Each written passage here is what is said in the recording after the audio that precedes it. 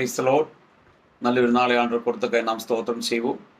இந்த காலை நேரத்தில் ஆவியானவர் நம்மோடு பேசுகிற வேத பகுதி 32ஆம் சங்கீதம் 8ஆம் வசனம். Psalms 32 verse 8. நான் உனக்கு போதித்து நீ நடக்க வேண்டிய வழியை உனக்கு காட்டுவேன், மேல் என் கண்ணை வைத்து உனக்கு ஆலோசனை சொல்லுவேன். இந்த கால நேரத்தில் ஆவியானா நம்மோடு பேசுகிற பகுதி வார்த்தை நம்முடைய உறுதிப்படுத்துகிற, நம்மளை பலப்படுத்துகிற, நம்மளை உற்சாகப்படுத்துகிற ஒரு வார்த்தை. அவர் நம்மளுக்கு போதித்து நடக்க வேண்டிய வழியை காட்டி, ஆமேன், உன்மேல் கண்ணை வைத்து ஆலோசனை சொல்லுவார்.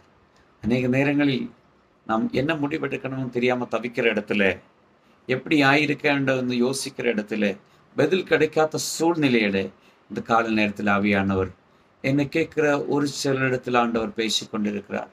ஒருவேளை அனைவருடைய இடத்திலும் இந்த வார்த்தை பேசி கொண்டிருக்கிறது.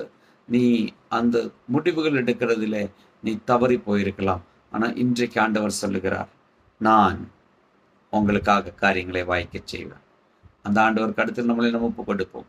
நல்ல ஆண்டவரை நன்றி செலுத்துகிறோம்.